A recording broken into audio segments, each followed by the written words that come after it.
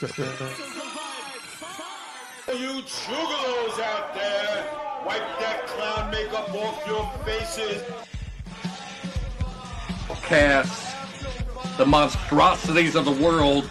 Well,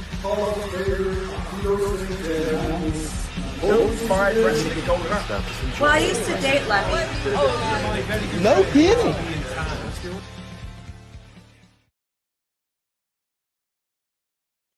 Ladies and gentlemen, Till 5 Wrestling is back. It's the notorious ATB Till 5 Tan, and we finally got Caleb with us. Caleb Konley, the chosen one of JCW. Right. As always, Caleb, we start off with a recap of last week's JCW, our Till 5 takes on the episode. All right. Got to start it off with the new number one contender for the North American Championship. We had Mecha Wolf picking up a win over Stephen Flo and Shane Mercer. Stephen Flo has hands down the most earwig song on the face of the earth. It's probably the greatest theme song I've ever heard in my life, really. It makes me all the time. I it can't makes me hate it. As soon as I see a graphic with him going to be on there, I'm like, shit. I can't. It's ruined Pearl Jam completely. I can't listen to Pearl Jam without. You can actually understand the lyrics of his song better than the Pearl Jam version. That's true, though. That is true. Well, fair. I actually prefer Bronson Arroyo singing Pearl Jam songs to Pearl Jam songs. He loves them, covers them, and all his shit. But next up, we have the JCW Tag Team titles. New champions with Willie Mack and Too Tough Tony. And then they turn around and give the titles back to the Brothers of Funstruction, which was stupid to me. Well, I will say that I didn't expect Tony and Mac returning on this episode was good. I didn't expect that. That kind of caught me off guard. Everything had been so chaotic with all the different storylines that I'd almost forgot about them for a second. That's the weird thing. People will pop out for a few months or a few weeks, and then they'll be back with the way JCW does their tapings. And then next is, speaking of shocking moments for me, Mr. Happy fucking speaks. I couldn't believe it. And the fact that the only thing he says is fuck yeah, loved it. And then they turn around and get destroyed in the main event by the Luciano Family Enterprises, Vito, PCO, and Mickey Knuckles. Yeah, and they just destroy them, and that's awesome. You know, me and Vito clicked on this show. You know, Vito, I support everything he's doing down there. And yeah, I know. You're all about fuck the face paint and the Fago. Right. That's just the way it is. And then Caleb's old squeeze, the Ring Rat, has a new man. Glad she's gone. It's a lot of weight off my shoulders. I can imagine, man. She was pretty clingy. She's a little bit clingy. Yeah. Well, a little too much for me. Her and Jeeves both. Actually, we're going to have Jeeves in a couple of weeks popping in on here. Make sure you guys turn down your volume because he's a loud one. Well, our next live is actually on Friday, March the 13th. We're going to be talking managers with some other podcasts, trying to determine the greatest manager of all time. And speaking of managers, if you want to go see a manager that Till 5 Wrestling particularly enjoys, we recommend you go see our sponsors at Stover's Liquidation, particularly in Oak Ridge. At 481 Tulsa Road, Oak Ridge, Tennessee, 37830. You can call them at 865-523-4449. They are open from 8 a.m. until 6 p.m. Monday through Friday at both locations, including their store in Cookeville at 452 West Broad Street in Cookeville, Tennessee. Go by and see them for all your liquidation and wholesale home improvement needs. Tell them Till 5 sent you. Now, Caleb, like we were saying before I hit record, we've actually been fans for a while. And the first segment that I want to talk about is Caleb Pre-K. Caleb Pre-K, okay. You started out doing a lot of UWF shows, I remember. Yep. And I was actually supposed to go to several of those. What was it like being so early in your career working with people like Scott Steiner? It was good and bad. It was a lot of everything. It was a huge opportunity for me. I was living in Atlanta at that point. I'd probably been training probably a year and a half, less than 2 years at that point, and I got an opportunity to ride up to a show with David Young and Elix Skipper.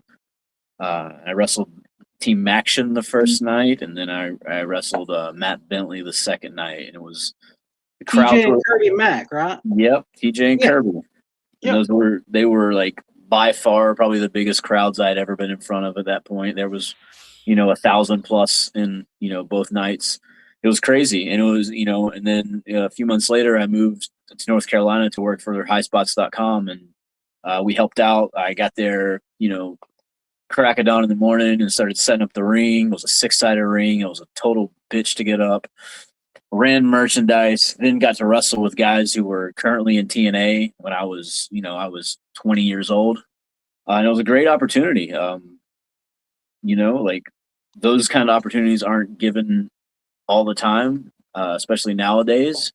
I mean, sure, there's things like the internet and, clips that going viral and you can just, catch a lucky break and do a cool move and it'll catch fire and you might get exposure that way. But this was like I was in the ring with some of the best wrestlers in the entire world. And if I wasn't in the ring with them, I was at least in the locker room and I was getting to learn from, some really, really great vets when I was at a really early point in my career. And those, I can't imagine being able to get where I am now if I didn't have that experience in the past. Well, that's you have seemed to be a true journeyman in pro wrestling at this point.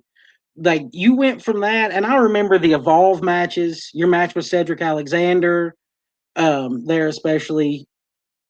Anyone needs to check out Caleb and Evolve. Anybody in Evolve, I fucking loved that company back in the day.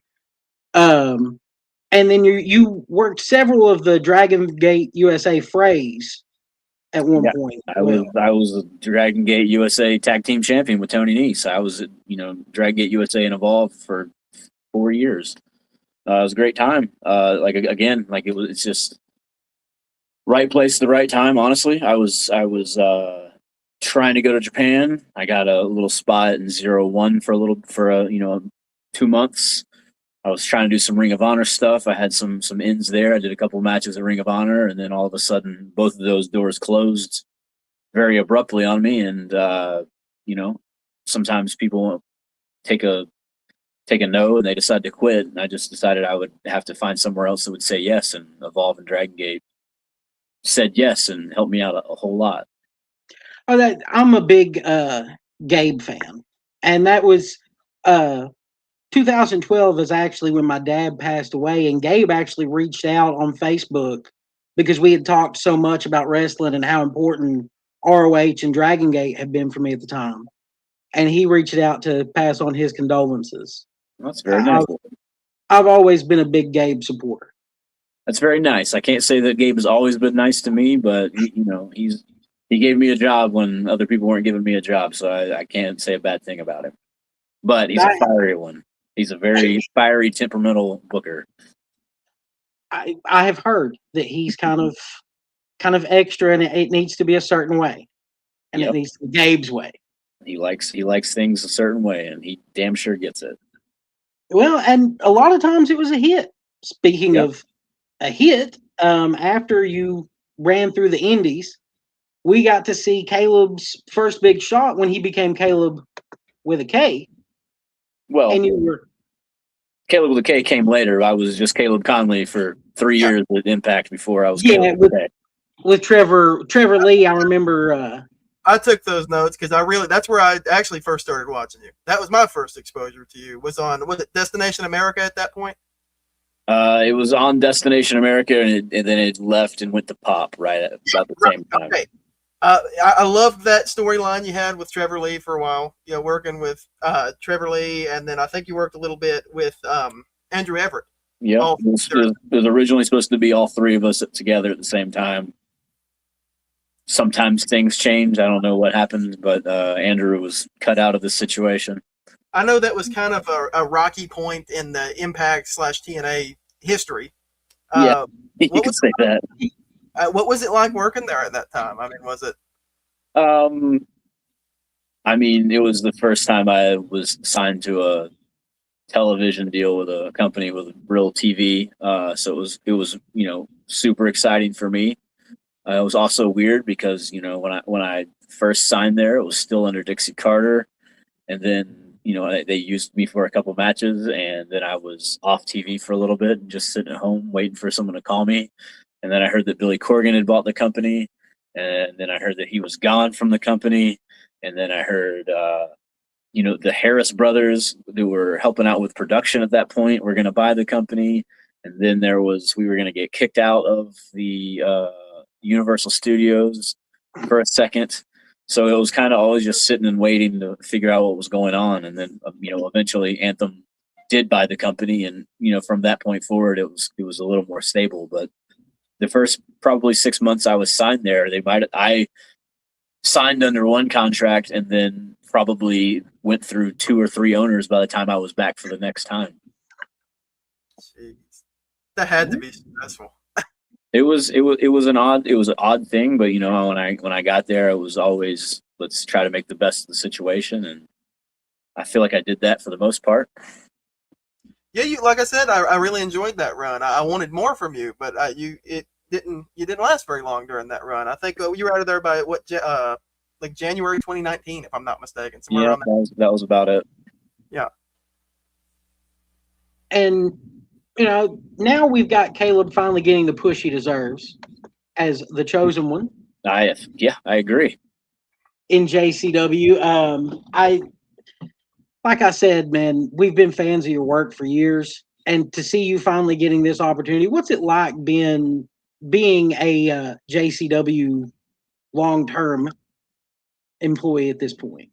Oh man, it's been great. I grew up a Juggalo. I grew up diehard Juggalo. I was 14 years old, and I was fucking, what do you call it? I was basically going across America to try to get to the gathering, as a freshman in high school. So you lived off ramp. Say that again? Have you seen the movie Off Ramp? Oh yeah, absolutely. I mean, some of those stories I feel like they just ripped straight from my life. Like, I hitchhiked to the gathering my first 2 years I went, and then after that I took a Greyhound, but I was 14 years old. I didn't know anybody. I met a guy in Nashville, Tennessee. I made my way there. He met me in Chattanooga. That's, an hour and a half out of his way, and my mom drove me the other way. I mean, I was, it was crazy. And I'd see JCW, and I was, buying every record. And if you would have asked someone in my high school, what would I be doing 20 years later, they'd go, yeah, he's probably working for the Insane Clown Posse. And here I am doing that, man. I never take it for granted. It never ceases to amaze me, the fact that, like, this is what 16-year-old Caleb Konley always said he told people he was going to do when he grew up, and here I am, and I'm doing it. Yeah, I mean, I can appreciate that. The carnival provides is a statement that I have really came to agree with, since we did not just jump onto the JCW train with Russo. I've been pushing for JCW content from day one, driving him nuts with it because he's not a fan of ICP. So I am a more recent fan of JCW. I've never really been into ICP. It's not my kind of thing. I'm a rock music guy. I've just never really been into it. And I started watching JCW after he hounded me, and I loved it right out of the gate. I was like, well, this isn't at all what I thought it was going to be. And I've stuck with it for 40 plus episodes since then. Well, Violent J's a real historian of professional wrestling. This is the thing that he loves more than anything right now, I believe. He's been told no his entire life. I feel very much a kinship with that. Every door he's walked through, everyone has told him, no, you're not good enough. This isn't the way you do it. Yada, yada, yada. Every way to tell a person no. And he always just comes back and goes, well, you tell me no, but I'm going to figure out a way to make it work. He's done it in rap music for 30 years. He's been doing it with wrestling for 25 years. And when he puts his mind to something, the way he's put his mind to lunacy, the only thing that's going to stop lunacy is Violent J. So, I mean, he knows what he's doing. He's got a mind that works differently than anybody else. Anybody else in wrestling, he's got whatever it is that makes you a genius. He's got that. And, you know, I've been appreciative since day one that he's stuck his neck out for me, and he's stuck his neck out for the entire roster, and made sure that Lunacy is a place that not only for us, but it's somewhere that wrestling fans can see something that they're not going to see on a Monday night or a Wednesday night or shit, whatever night of wrestling you're watching. You're not going to see it unless you're watching it on JCW Lunacy. Agreed. I firmly believe that it is the most entertaining wrestling show from start to finish on TV. Well, not even TV. It's on the internet now. But on the internet today. You want to check back in every week because there's stories running, and there's a lot of stories running at the same time. And one thing that I really loved, I think a lot of people loved about the Attitude Era, is that Vince Russo took every single person on the roster, no matter who it was, and gave them a story. Even the lower level guys on the roster had a story, and that's very much what's happening in JCW. Every single person is involved in something. Yep, it's nice. It's nice, you know, when when Joe started talking about bringing in Russo originally, you know, I think a lot of people were kind of up in arms. It was something different. He'd kind of, you know, I'd never met him. He was gone from TNA a little bit before I got there. So, you know, I had just heard, you know, secondhand stories about how he was kind of hard to deal with. And, you know, he had his, you know, his way of doing things that was way different than anybody else's. But, you know, I feel like as far as any locker room I've been a part of, any high profile booker that I've ever known, Gabe included, he's the most open to feedback and criticism and, you know, adding your own ideas to his ideas. He's got, you know, like I said about Violent J being a genius, I think Russo's the same way. I think that their minds just don't quite work the same ways that ours do. They're on a different frequency, and sometimes you don't see that short term, but then when, you know, a year from now, you'll look back and be like, oh, all that makes sense, and that was crazy. I can't believe this actually came out the way it did. Yeah, I have always appreciated Jay's hustle throughout whatever he's put his mind to. If Jay has set his mind out to it, he's going to do it. And I've never been somebody to hate Russo's writing. Like, it's fun. So to see them together pushing for something, I'm like, okay, this is going to be great. And I've loved it. Yeah, we're living in really uptight times, and a lot of people that are scared to push some buttons or some boundaries and, you know, bring up some issues. And that's not anything that Russo has any worry about. So he thinks something's a good story. You know, this was something that could be a movie, or this is something that could be in a novel. You go, well, then why couldn't it be in a wrestling show? And he does it. Yeah, I love that about Vince. Like, he's writing a television show, not just a wrestling show. Very much so. And when you look at it from that way, you get a very unique show, and that's exactly what he's always presented. Absolutely. Well, if you've ever seen ICP live, it's the most unique show you're ever going to go see, and I think they took that into the wrestling sphere, and I think it's the most entertaining, original, different show that you're going to see. I've been an ICP fan since I was in middle school. Since the first time I heard Riddlebox, I was like, okay, this is fun, and I have always enjoyed their mix. I kind of stepped out of it when I got a little older, when I was in college, but I've always enjoyed watching like the bootlegged in LA DVD and stuff like that, though I've never gotten a chance to see them live yet.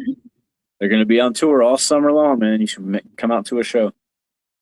Well, maybe if they come close enough. Yeah. That's the trick for us. I've never really been a big rap music fan, and like I said, that's why I've never really been into ICP, but I do respect and appreciate their hustle and everything they've done for wrestling and music. Maybe we can get you some Zug Island. Yeah, there we go. There you go. So part of what we've been building to with JCW is this big, officially unofficial pre-show for Stranglemania live in Las Vegas. We're going to be hosting it along with Parky Streams. We're going to have Noel Harlow, Swills Edition, Card Subject to Change, The Joe Monroe Show, Joe Butcher, tons of other Juggalo and just straight up wrestling podcasters joining us from 10 p.m. until 11:55 before the pay-per-view actually starts. All right. We're also going to be having a Juggify giveaway from Precious Juggalos of some WWE figures that he's going to paint up straight for us. And our other sponsor that we need to put over here, folks, is our good friends at Green Hemp Company, located at 2560 East Andrew Johnson Highway, Suite 3 in Greenville, Tennessee. They're rolling in the foothills of the Smokies from 9 a.m. until 10 p.m. Monday through Friday, 10 a.m. until 7 on Sundays. Go see our good friend Hot Donna and get some quality THC products that we can verify the quality of every day. Right, Tam? That is correct. Now, for our final segment here, After the Bell with Caleb Konley. Caleb, it's not wrestling, it's just chit-chatting. So Just chit-chat. I love it. I know you're a big music fan. Big music fan. It's been around. There's been two things that have been a constant in my entire life. It's been music and wrestling. That's what you and I have in common, Caleb Konley. Those are my two things. All right. Well, let's get into it. All right. So who are your... Well, go ahead, Tam. Besides ICP, who are some of your favorite bands or artists? I mean, my musical taste spans everything. Sturgill Simpson just came out with a new album that's actually supposed to come out in 2 weeks, but they released it on YouTube. It's kind of a pseudo bootleg yesterday. Sturgill Simpson is a Americana country artist in theory. That's what he is. But every one of his albums has been completely different. He had Sound and Fury that came out in 2019 that sounded like a country musician saying an album that was produced in Japan by Dr. Dre. Like this new one sounds. I was told it sounded like ELO meets Rick James meets Waylon Jennings. So he's all over the place. His music is completely original. I love him. He's great in concert. I saw him open up for Willie Nelson. It's amazing. Also, another album that's coming out this Friday. I'm just going to push all my favorite bands that are coming out with new albums right now. Gnarls Barkley. I don't know if you guys remember Gnarls Barkley. I remember Crazy.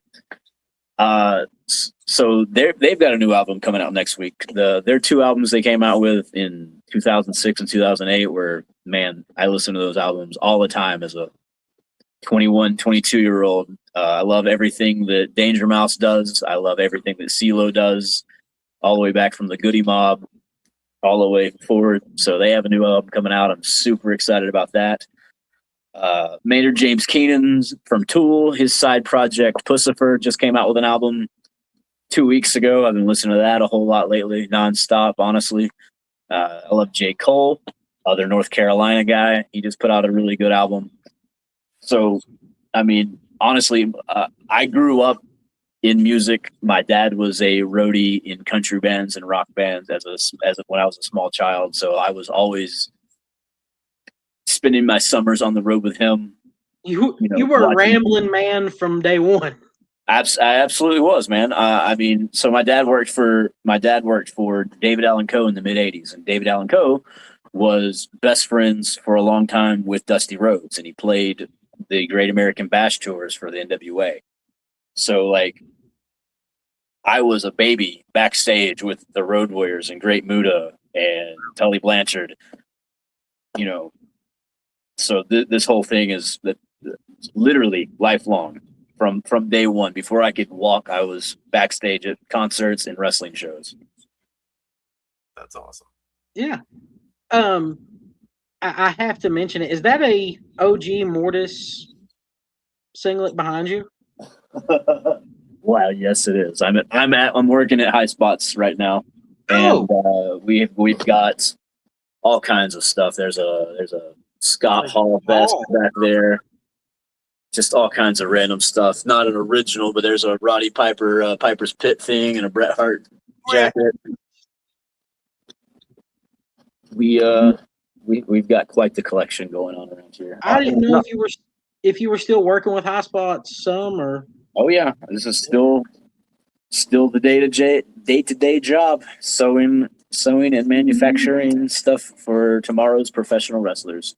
That makes sense why you post the gear on Instagram. Yep. Yeah. That's what I'm making. That makes sense. Yeah, we've actually crossed paths at I think NGW a few times when you were working. NGW is one of my favorite places to work. Yeah, I love those shows. The first one I went to was Crossroads. Okay. Yep. Cody's first one. Was that Matt Cross and Cody? Yeah. Yeah. That one I had to go to it. My wife was like, "Oh my God, I got to touch Cody Rhodes." But sorry, I don't mean to interrupt the music talk. Oh no, you're fine, man. Oh, good. I'm the ICP fan of the two of us. I like rap. Give me Tupac, ICP, Eminem. I love it. I like my rap music to be fun, and then I like some more 60s and 70s rock. The Who's my favorite band. Who's your favorite band? I saw The Who in 2016. Desert trip in California. It was 3 days. It was the first day was Bob Dylan and the Rolling Stones. The second day was Neil Young and Paul McCartney, and the last day was The Who and Roger Waters from Pink Floyd. Wow, and it was crazy.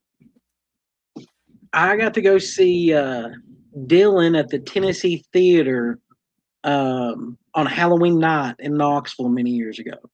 It was a small show, and he stayed behind the piano the whole time. Yep.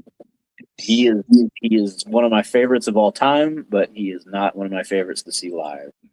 Yeah, he's great. Oh, speaking of Bob Dylan, I think we talked about this off air. I just saw the other night. I saw Jesse Wells, who's basically the modern day Bob Dylan, except for he is amazing live. Yeah, I said that the other day, that Jesse Wells is the modern day Bob Dylan. Jesse Wells, I've been on to. He was in a band called Cosmic American, I think is what it's called, and they played like alternative rock music, and I was really in on them. And years later, I saw that Jesse was doing what he's doing now, and I think it's great. Man, he is incredible. I've been into his stuff. I don't know, at least a year or so now, if not longer, but just kind of in passing. And then I saw that he was touring, and I was like, oh, that'd be kind of cool. But then, I've got wrestling. He was in Atlanta the other day. He was in Charlotte on Saturday, and a lot of times I'm wrestling or whatever. So I never put too much thought into if I can go to a concert or not.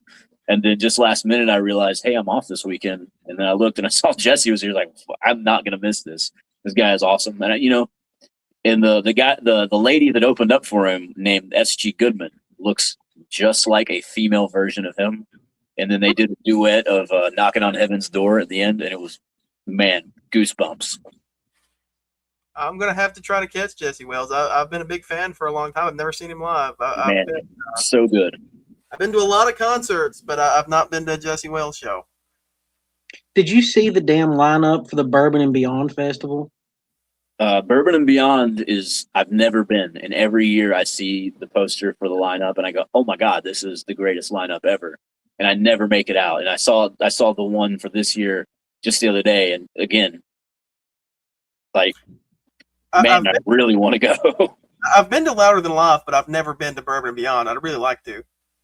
Oh man, like Bourbon and Beyond, it's always got like the most unique lineup, I think, of any of the big festivals. I feel like all the other ones, Louder Than Life, Rockville in Florida, they all kind of have the same group of dudes, same kind of bands playing. But then, man, I know they've got Foo Fighters on Thursday and Dave on Sunday. Yeah, Foo Fighters and Queens of the Stone Age one day, which Queens of the Stone Age might be my favorite band of all time. Big Queens of the Stone Age fan. Not a fan. I actually discovered his side project, Them Crooked Vultures, if you've ever heard of that, and I've been burning that album up for weeks. I saw Them Crooked Vultures on the one tour they went, and it was it was so good. just the idea of the bass player from Led Zeppelin, the drummer from Nirvana and the Foo Fighters, and Josh Homme, the fucking genius guitar player of Queens of the Stone Age. Just it's such a huge like super group. I stumbled into it on YouTube. I was watching a bunch of live videos, and I can't believe I'd never heard of it before. And man, it was just wonderful. And I've been on them for weeks. That's awesome, man. Yeah. Better late than never to the party, I say. But I've been a big Queens fan for a long time. I've been following them since I was a kid. I saw Queens open up for 9 Inch Nails. Oh God, it had to have been 2003 or 4, I suppose. And I had been a fan of Queens of Stone Age, similar to Jesse Wells. Like I liked them, but I hadn't bought any of their albums. I'd seen I'd heard their singles and whatnot. But after seeing them live, I was like, holy crap, I have to listen to everything I can possibly find of these guys. I was really into like heavy metal for most of my life. So most of the concerts I've been to was heavy metal, but the best concert I've ever been to was Rush. I saw Rush in 2011, and that was the greatest experience in my entire life. I never got to see Rush live, but I did a couple years ago. Primus went on tour and played Rush, which was pretty cool. That was awesome. It was pretty cool. Speaking of Primus, have you heard of the Claypool Lennon Delirium? Oh, definitely. I'm very into them, and I can't wait for their new album. You were talking about new albums earlier. Should be, I think, at the end of the month. Anything with Les Claypool, I'm into. He is a genius. Yeah. There's not another person alive that can play a bass like he plays. It's the most authentic thing I've ever seen. I'll agree with that. Very unique. See, I knew this would be nice to just let you know. Yeah, it's nice to talk about music, man. I was a drummer for many years, so I'm really into like that old school progressive rock music, like Rush and Yes and bands like that. Yeah, and I like all that stuff too. Primus became really influential on me when I was drumming. Les Claypool is so talented that their drummer gets left behind. That people don't realize how talented the other guys in that group are. You got to be talented to be playing in a band with Les, because otherwise he's just going to eat you up. Yeah. Yeah, I'm much more of the movie buff. You're the movie buff? Yeah. What movies have I not seen that I should be seeing? Have you seen The Town? That's the Ben Affleck movie? Ben Affleck and Jeremy Renner. Yeah, I saw that years ago. Did you like The Town? I liked it. It wasn't my favorite, but I enjoyed it. Okay. It wasn't as good as like The Departed, but The Departed's awesome. I actually, in my storage unit, I've got a 6-foot subway banner for The Departed signed by Matt Damon. Oh, really? Yeah. That's pretty cool. I have too much stuff left in my storage unit at this point. Like, I've got my wrestling plaques in there. I have an app that I've got a list of everything I've watched, but it's not wanting to sign in right now. Got a whole list of Begonia's a good movie that's out right. Have you seen Begonia with Emma Stone? Oh my God, I've watched Begonia 3 times. Dude, it's great. I have too. It's so good. I watched it, and I know the director, was it Yorgos? Yeah. I know his stuff is always crazy. So anytime a new one of his movies comes out, I'm like, well, I should probably watch this. And I kind of had it like on my to-do list for a minute, and I kind of slept on it for a couple of weeks, and then I finally got to watching it. And it was one of those things, like, it was late at night, and I was like, I'm just going to turn this on and probably fall asleep 5 minutes into it. And, 2 hours later, I'm like on the edge of my bed, like freaking out about how good this movie is. And then I got like the next day I'm at work, I'm telling everybody, dude, have you seen this movie? It's crazy. And then everyone's like, nah, I've never heard of that crap. I was like, you go home and you watch this tonight. Yeah, it's when I've told ATB when I watch it, that's one of the best movies I've seen in a long time. Yeah, me and the wife, we randomly will just turn on whatever movie we come across and be like, oh, okay. And then if it's worth a crap, that's when I start pushing it to everybody else. Like, hey, you need to watch this. I really enjoyed Eternity, the new Miles Teller movie where guy has a heart attack, and when his wife is terminally ill with cancer, and he gets to where he gets to decide what eternity he's going to, and he decides to wait on her so he can go with her and they can go together. Well, she gets there. Turns out the bartender is her first husband, and he's been waiting since he died in the Korean War on her. Ooh, that sounds Yikes. interesting. Yes, and she's got to decide what eternity she wants. Yeah, I really liked it. What was it called again? Eternity. Eternity? I'm gonna write it down right now. I loved the new Predator movie. Yeah, I haven't seen the new one, but I've the got past around to couple one. have kind of been like, I don't know. So I know that it's going to be brainless popcorn fodder. And I fucking loved it. It felt like two movies because there's a point where it's like, all right, what just happened here? But I really enjoyed it, man. It was so much fun, and that's, to me, there are different levels. If you know it's a popcorn movie, don't complain that it's a popcorn movie. Sure. Like, don't complain that the Avengers is not as good as Citizen Kane. I don't expect Citizen Kane's out of the Avengers. So, yeah, that's my big thing with movies is if you know what you're getting into. Like, Best in Show was a lot of fun, and I had never seen it until this year. Yeah, Best in Show is good. Yeah. Catherine O'Hara movie. Yeah, Yeah, and Eugene Levy. Yeah, excellent. There's one. I'm a big Garrett Hedlund fan. I think he's a great actor, and my wife's like, you have a man crush on him, don't you? But he's in Tulsa King with Stallone. The movie Baron's Cove. It starts off with his son dying on a train track because some other kids had tied him down. Jesus. And it's about him finding out who did it and why. I loved that movie. Just the performance from him in it, I thought was great. You leave me with a lot of stuff I'm going to have to go back and watch after this. I like it. I can send you movies all day long, man. It's awesome. Perfect. Don't bother with Smashing Machine, the Rock's movie. That was boring as piss. Really? That sucks, man. Because I had kind of heard good stuff about it, and then like, I guess immediately after it came out, I kind of forgot about it. So I guess that tells you something. Like, what's going on to it? I had expected a better performance. I expected a better movie and a better performance from The Rock. The one thing that I took away from it was that the Smashing Machine loved to use the word tummy. Tummy? Tummy. Okay. They'd be like, I can't take that. It'll upset my tummy. Yeah. That was the one thing I took away from that movie. Okay. It ended on a flat note, and I was just really let down. So. Well, I hate to hear that. I was really hoping that The Rock was going to knock this one out of the park and kind of shut some critics up. Look, also, some of the gear he wore in that we made here. Some of the gear he wore in what? Some of the gear that he wore in the Smashing Machine we made here at High Spots. Awesome. That's really cool. So, could it have been gear that you made? I didn't personally make it. I don't do much with the spandex stuff. I'm more of like the kick pads and knee pads. I do a lot of the ring stuff, the turnbuckle pads. Basically, all of the turnbuckle pads you've ever seen on TV, I made them. So, do you also make the ones that High Spots sells? Yes.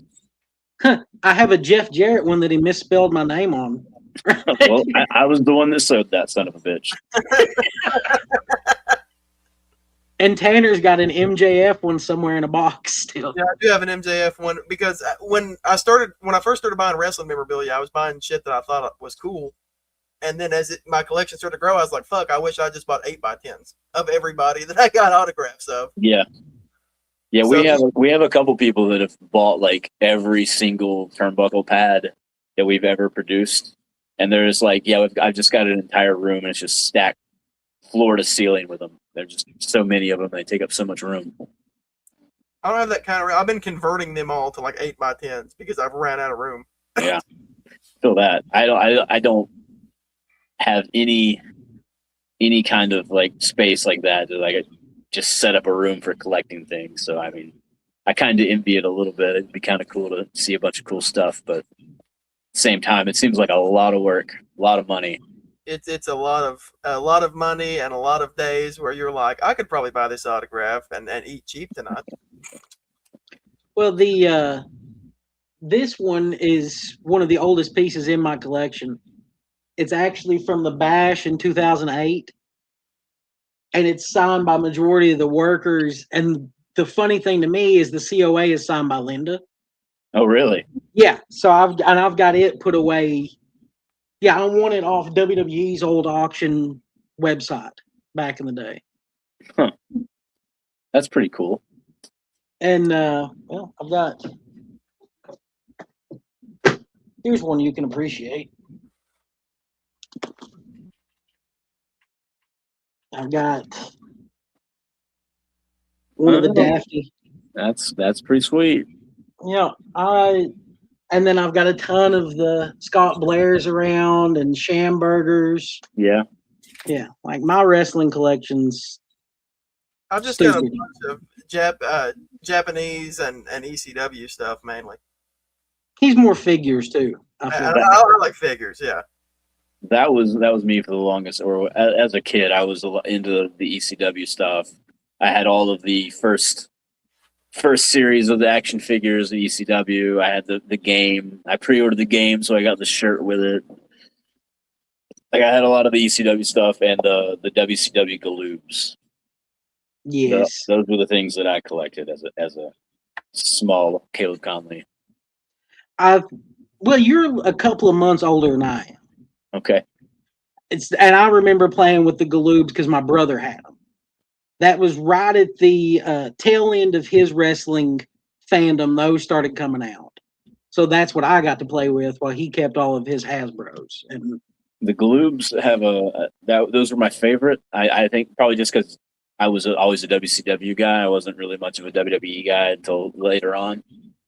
But there was also, I had all of the first series. I didn't know anything about the UK exclusive guys until I was an adult. But I had all of the first series WCW Galoobs, but I never had the ring. And I remember talking to Santa Claus at Christmas, going, "What do you want for Christmas?" And I said, "I want that WCW ring," and I never got it. And then a couple of years ago, I was telling that story here at High Spots, and one of the guys found one like at a flea market or something and bought it for me. Oh, which is pretty sweet of him to do, but 30 years too late probably. Well, I have the same kind of.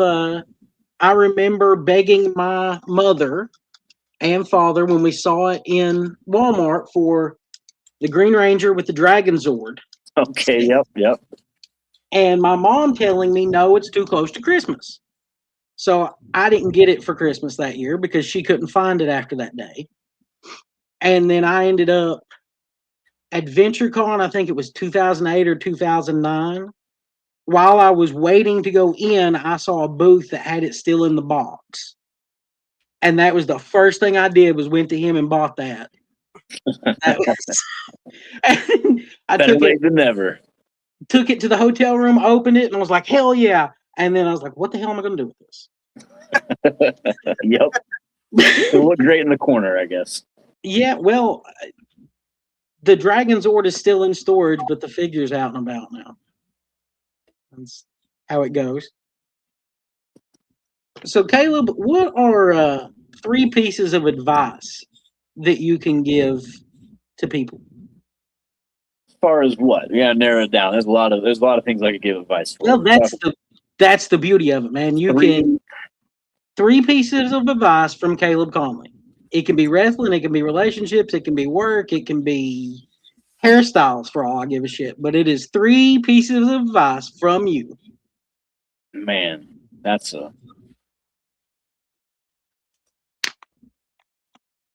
just never quit.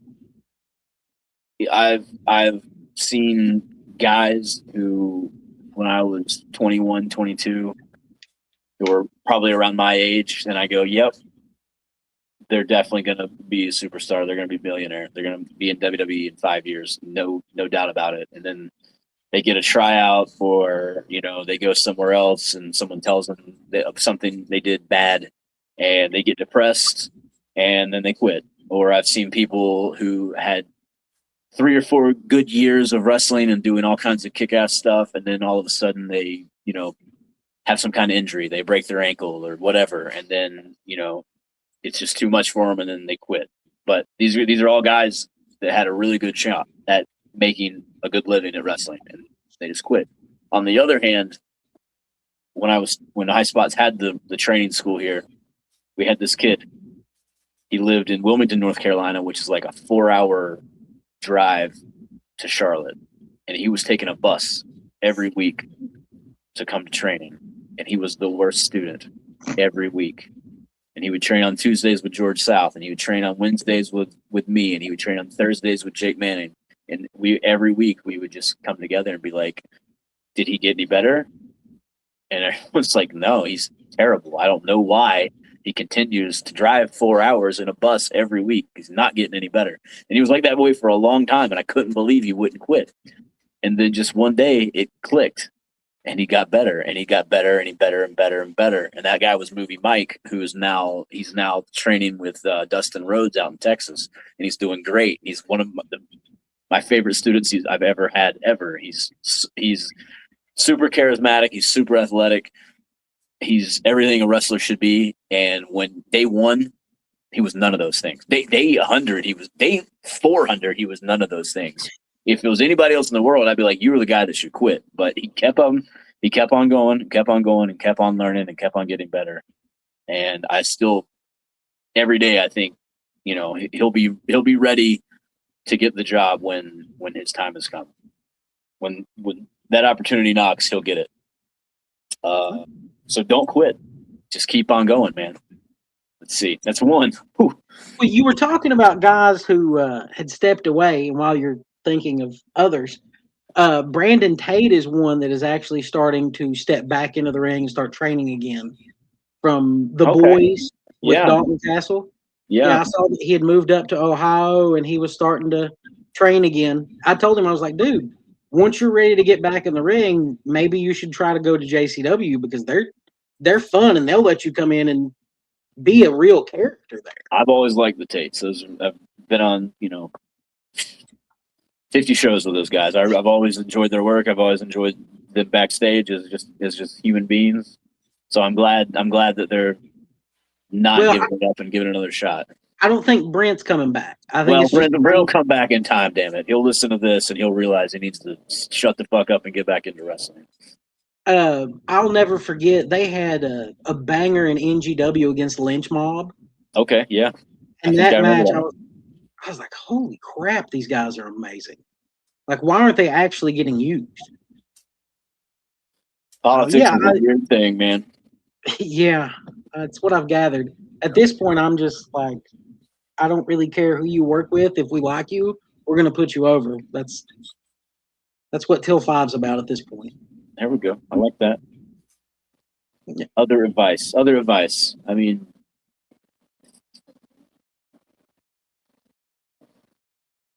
don't be afraid to explore new things. I think a lot of people get stuck in their ways. They find one thing they like, or a couple things they like. I don't know if that's food or music or movies or relationships. It could be anything. But I think people get stuck. They figure out something they like, and then they just stick with that forever and ever and ever and never change. And then they either become bitter because what they like isn't popular anymore, or they're life has just outgrown whatever their idea of whatever it is may be. So don't be afraid to change. Don't be afraid to try new things. Keep an open mind to everything, because nothing lasts forever. Nothing is set in stone. You got to keep on changing with the times. Otherwise, you're just going to get left behind. I think Bob Dylan might have had a song about that too. Yeah. 3.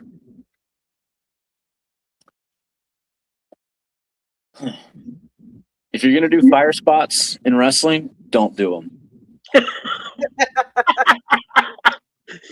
I mean, yeah, I have never seen one that actually turned out as cool as they thought it would. No. Never turns out as cool as you thought it was. And if it does turn out as cool as you thought it was, it's because they were really on fire and they have fucked themselves up royally. Yeah. I can see that. So don't do it. Well, I would imagine that was a memorable moment. Segueing into, what are your 2 most memorable moments from your career?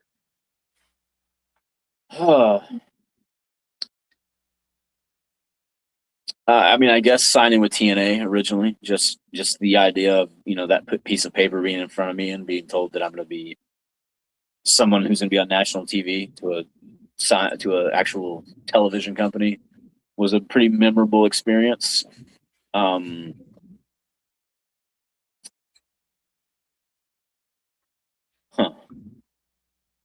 mean, I've gotten to wrestle so many of my heroes and so many people I looked up to. It would be impossible to narrow it down to just one that stood out.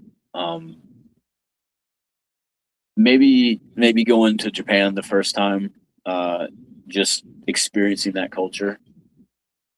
Did you get the steakhouse jacket? I did not get the steakhouse jacket. There was a boycott with 0-1 at the time or something along the lines. I asked about going to Ribera all the time, and everyone was like, "Oh, you don't want to go there." Unfortunately, but I did. I got to go to Tokyo Dome and Korakuen Hall, and just seeing the culture. Honestly, I mean, the wrestling was great. I had a great time wrestling, but just being over there for 6 weeks and getting to walk through Tokyo every day was insane. It's a different world over there. It's I've gotten to travel to China and Australia and to Europe, and Japan is just, it's like living in the future. It's so cool. But my stepdaughter really wants to go to Japan, so and maybe that's what she needs to do. She's out of college and working and making money. Why not take that trip? I agree. I mean, Japan is, it's a clean place. It's not a violent place. You don't really have to worry about a ton of weird stuff. It's not like going to New York in the 80s or something. Like, no one's murdering you there. It's clean. Food's good. I really enjoy Japan. If I could, if I was to get a spot with a New Japan or All Japan or Noah or anybody really for that matter, I would take it in a heartbeat just to be able to be in the culture a lot. Let's get Caleb and Alex Zane in a tag team. That'd be dope. Let's get them in a tag team and get them over to Japan together. That would be awesome. That could be a lot of fun. Hey, I mean, there we go. We're planting seeds. What we do. I was pushing for Barnabas to manage PCO and have a tag team called the Dark Quebecers when we had him. And then, sure enough, when PCO showed up, I was like, "You son of a bitch! You could have managed the Dark Quebecers." PCO is, man, that guy. I don't know how he still does it. He does the craziest shit, and he doesn't have to. He's not trying to make a name for himself. He's not trying to get over online. That's just who he is. He likes to do fucking crazy shit. He's just doing love and of the good game. for him to be as old. I don't know how old he is. He could be 424 years old for all I know.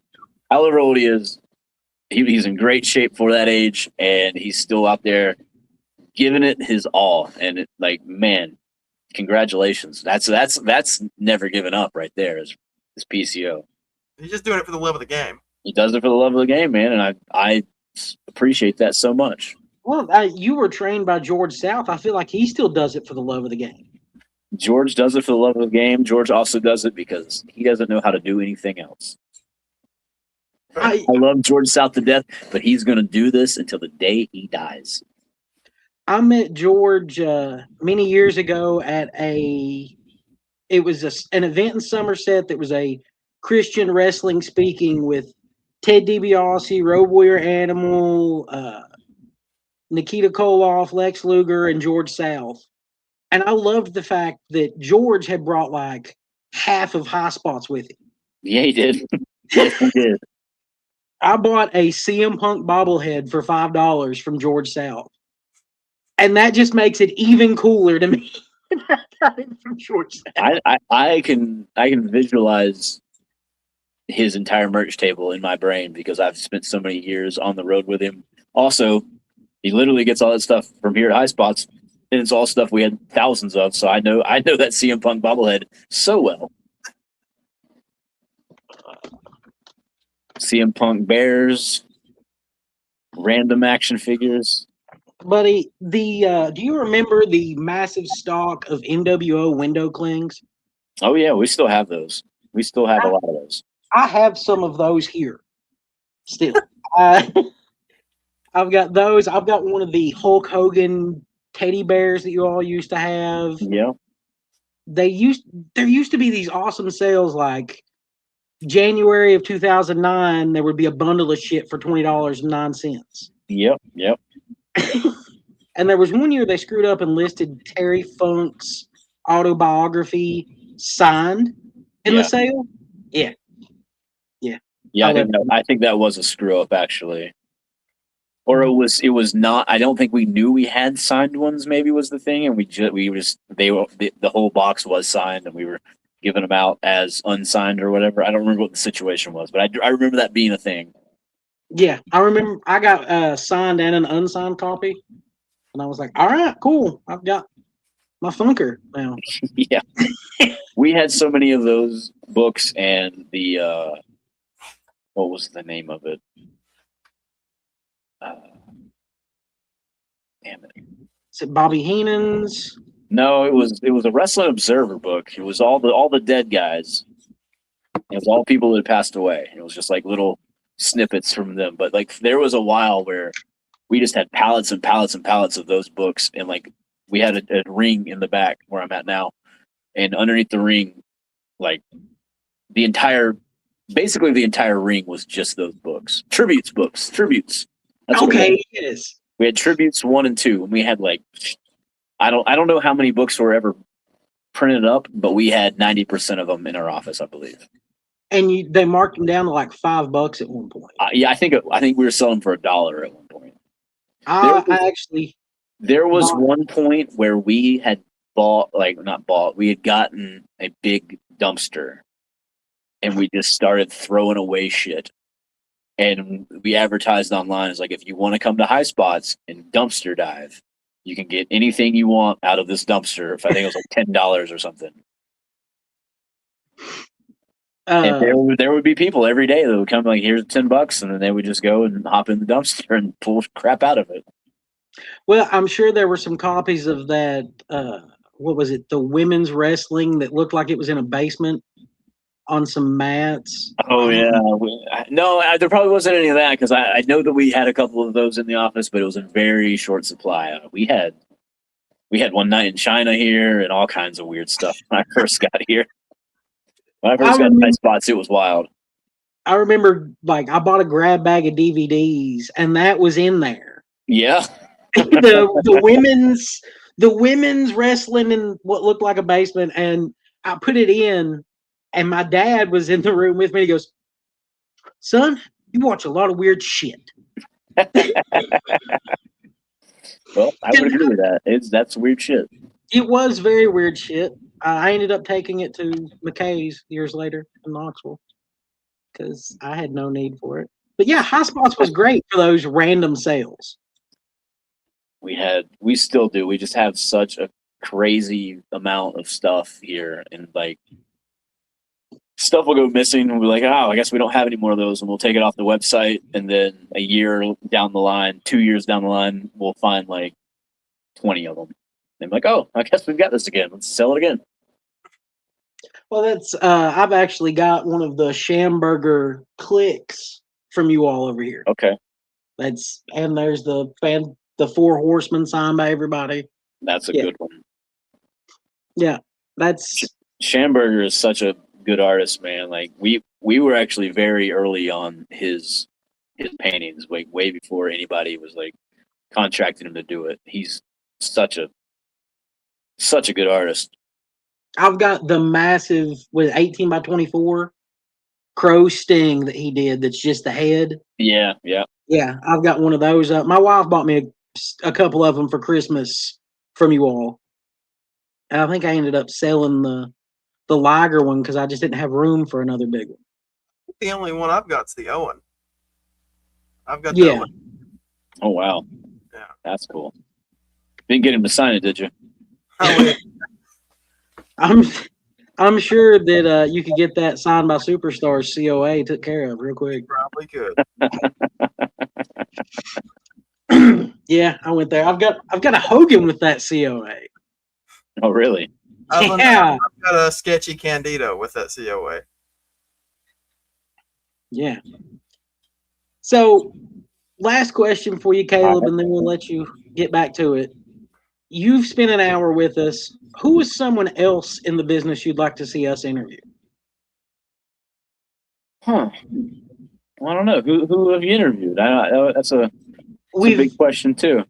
Well, a big thing for us is we are not interviews every week. So we've done Barnabas, Vito, Jasmine, and you. Okay. So it's all been JCW guys. It has all been JCW. We love the product. Okay. Well, I mean, hey, I am pro everybody in JCW getting shine. Me and Facade have been friends for easily 10 years, if not longer. He's always one of my good buddies. So I mean, anytime I can get him an opportunity, Danny Moe. More NGW. Yeah, all NGW people. Yeah, all NGW people too, man. Man, NGW has a great show. Any of those guys too, man. Like I love everything that Cody does. The crowd there is super hot every time. Facade and Danny Moe, probably separate, probably not together. Yeah, probably separate nowadays. I would imagine. But I love them both. You said you're going to have Jeeves on, so I mean that covers the annoying part of the show. We have sent messages out to Carrie and Ring Rat. I'm sure Carrie and Ring Rat love to hear themselves talk, so I'm sure they would love to do it too. I don't know. We've got some slots to fill as we build to our Stranglemania unofficial official pre-show, whatever you want to call it. Caleb, we greatly appreciate you joining us. I hope that you had as good a time as we did. I had a great time, guys. And I hope to see big things for you from JCW. Let's get that world title on you, man. I appreciate it. I appreciate you. Keep your eyes glued to the product, and you're going to see what I do. Yeah, kick Ken Anderson's ass. Hell yeah.